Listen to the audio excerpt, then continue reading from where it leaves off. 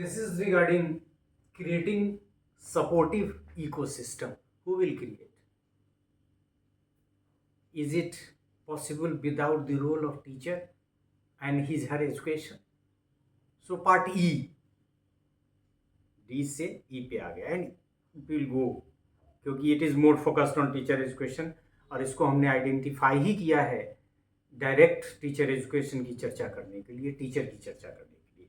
So part E is about the supportive ecosystem creation to work and implement plan and program. This is to achieve educational objectives. Teacher is the most potent implementer in the process of education. और इसीलिए जब भी कोई policy बनेगी तो उसके implementation में सबसे मुख्य भूमिका टीचर की ही होगी.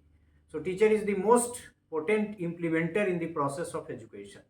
No need to say that it is teacher on whom success and failure of any policy, framework, plan and program depends on. और उनको ब्लेम भी किया जाता है. यदि पॉलिसी फ्रेमवर्क में कोई गलती है, पॉलिसी किसी चीज़ को कैसे ट्रांजैक्ट करना है तो ट्रांजैक्ट तो टीचर करेगा, लेकिन कैसे ट्रांजैक्ट करना है. अब जैसे पॉलिसी ने डिसीजन ले लिया कि 4 साल का बीएड प्रोग्राम होगा, प्राइमरी के लिए भी और सेकेंडरी के लिए थ्रू आउट, मतलब कोई दूसरे तरह का कोर्स नहीं होगा.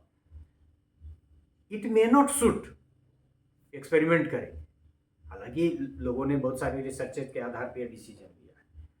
तो teacher even the programme that has been decided by the policy makers, that is to implement 4 years of integrated B.Ed program fails, तो टीचर को तो वैसे भी उनकी कोई गलती नहीं भी है और प्लान की गलती है तो भी उनको सफ़र करना पड़ेगा. लेकिन ट्रांजैक्टर है, इम्प्लीमेंटर है, क्लासरूम में पढ़ाने वाला है, इसलिए success and failure of any policy, framework, plan and programme depends on education.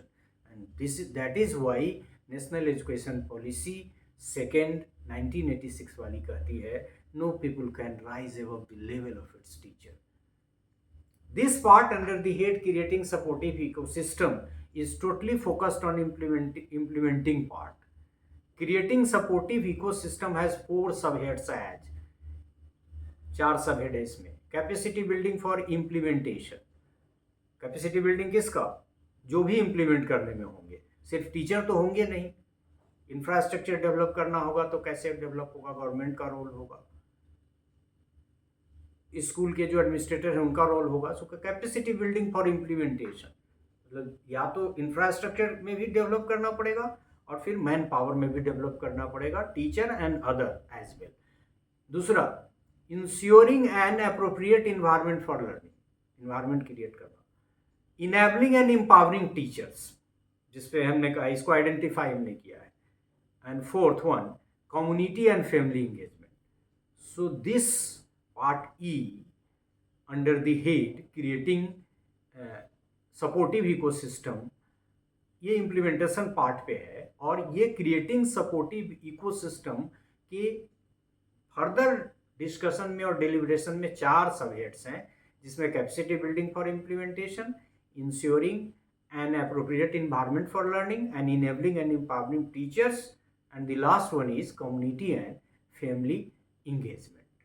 Among all these 4 parts of E, जो 4 की हमने चर्चा की, the last part of NCFSC 23 has more focused element and content of teacher education. Last कहें आप या third कहें, third इसमें थर्ड पार्ट में ज़्यादा फोकस्ड है. सो एक तो कम्युनिटी एंड फैमिली एंगेजमेंट, ये इम्प्लीमेंटेशन के लिए ज़रूरी है. टीचर्स को एम्पावर करना, और ये सबसे ज़्यादा ज़रूरी है.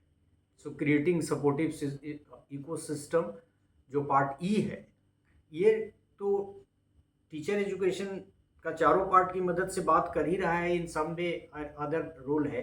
लेकिन ये जो तीसरा पार्ट है, enabling and empowering teachers, it is more focused. So creating supportive ecosystem, has also role of teacher education. So there is the role of teacher education, there is the direct input of teacher education in part E. So thank you for this part. Thank you.